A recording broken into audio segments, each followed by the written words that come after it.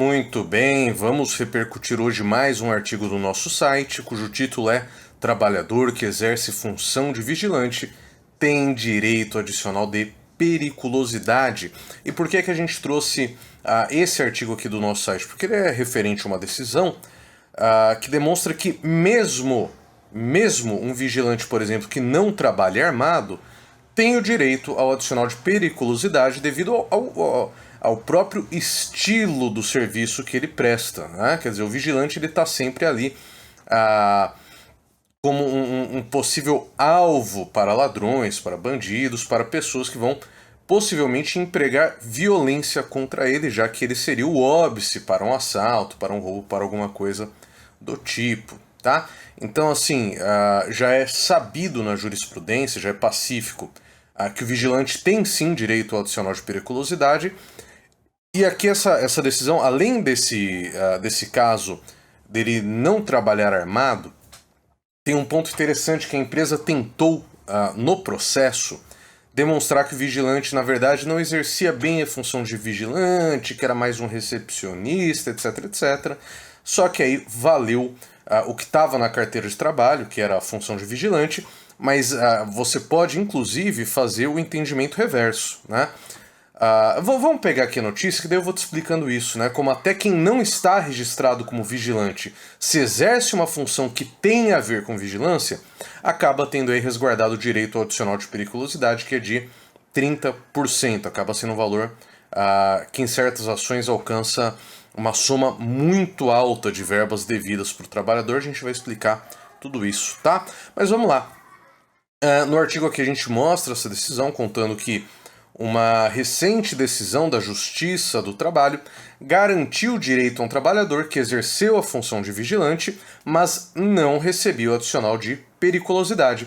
A sentença foi proferida após análise de elementos de prova que constataram que o trabalhador exerceu de fato a atividade em questão, mesmo sem portar armas de fogo, tá? A decisão levou em conta a anotação na carteira de trabalho, que atesta a função de vigilante, o que gerou uma presunção relativa de veracidade que não foi elidida nos autos. O que isso significa? Que a empresa teria que comprovar que, apesar de estar registrado como vigilante, ele não exercia uma função que tivesse a ver com isso. Mas é uma prova realmente muito difícil para a empresa, né? Afinal, por que a empresa vai contratar alguém e anotar como vigilante, se não for? O que ocorre muito ao contrário, né? A pessoa ela é registrada com outro cargo, como recepcionista, como porteiro, e na verdade é um vigilante, tá? Então, vale aí no caso a presunção do que foi registrado na carteira de trabalho, na CTPS, sendo muito difícil para a empresa provar o contrário. Sendo que o contrário, quando você é registrado como porteiro ou alguma coisa do tipo, mas exerce função de vigilante, aí é muito mais fácil para o trabalhador fazer essa prova, através de testemunhas, através de documentos, mensagens de WhatsApp, mostrando que era mandado que ele fizesse certas atividades que são típicas de um vigilante, né? Aí o artigo continua demonstrando sobre esse processo que a gente pega como exemplo, que além disso, a testemunha de defesa da empresa, da própria empresa, confirmou que no período da noite permanecia apenas um vigilante no local de trabalho, sendo que o trabalhador ficava no lugar da recepcionista e controlava o portão de acesso.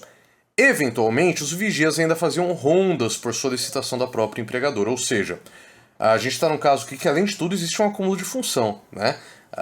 Isso poderia ter sido pedido nesse processo, porque ele não só trabalhava como vigilante e tinha direito a esses 30% a mais no salário devido ao adicional de periculosidade, como ainda fazia, às vezes, da portaria, né, da recepcionista. É claro que tem sempre que ser analisado caso a caso se cabe ou não o acúmulo de função, mas ao que tudo indica seria o caso, né?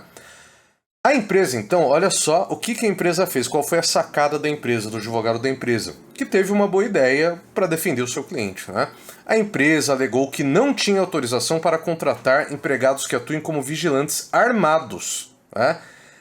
Só que aí a súmula do próprio tribunal é uma súmula que dizia, olha, não importa se você trabalha armado ou não, né? Você tem direito ao adicional de periculosidade sempre que o trabalhador esteja sujeito a roubos ou outras espécies de violência física, né, nas atividades de segurança pessoal ou patrimonial, tá? Então, por isso, o trabalhador tem direito ao adicional de periculosidade de 30%, que incidirá sobre o salário base do reclamante, com os reflexos, aqui que entra a parte que faz crescer o valor dessa ação, né? Reflexos em férias, 13º, horas extras, aviso prévio, fundo de garantia, multa de 40% do fundo de garantia, etc, etc, etc, né? Então vamos pegar aqui, vamos fazer um cálculo bastante básico, só a título de ilustração de quanto pode ser devido numa ação desse tipo. Vamos dizer que esse trabalhador recebesse um salário aí de algo em torno de R$ 1.800, que não é muito difícil para um vigilante, tá? Esse valor aqui, ele teria um adicional de periculosidade de 30%, vamos supor. Já chegaríamos num valor que não está sendo pago de R$ 540 por mês, tá? Vamos jogar isso no ano, vezes 12, já daria R$ 6.480. Vamos supor que esse valor deixou de ser pago nos últimos 4 anos, então multiplique isso aqui por 4, R$ 25.920. Só que vamos lembrar que tem os reflexos, né? Então tudo o que ele recebeu durante todo esse tempo deveria ter a soma desses 30%. Então 13º, férias, 1/3 a mais nas férias, FGTS, a multa de 40%, horas extras que já são somadas com valores a mais, adicional noturno que é comum para o vigilante. Então isso aqui fácil, dá para multiplicar por pelo menos 1,3, né? Então a gente já tem aí uma ação de pelo menos R$ 33 mil mais ou menos, sem pensar em outras verbas ou em métodos de atualização, etc, etc.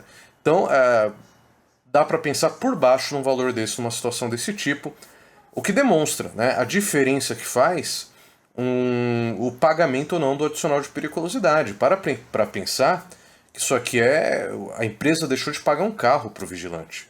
A empresa deixou de pagar uma moto muito boa para o vigilante, né?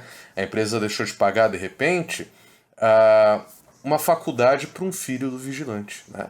Então, quando a gente bota na ponta do lápis, faz o cálculo, e de novo, aqui a gente não está contando outras verbas que talvez não tenham sido pagas, né? Como adicional noturno, como pagamento de horas extras que não obedecem à convenção coletiva, que é muito normal.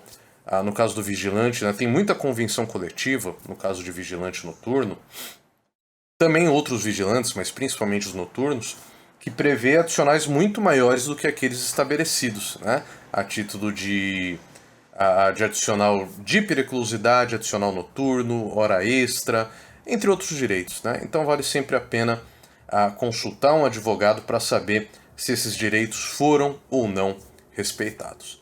Então é isso. Se quiser conversar com a gente, tem sempre um link aqui ou na descrição nos comentários para você poder entrar em contato e até a próxima.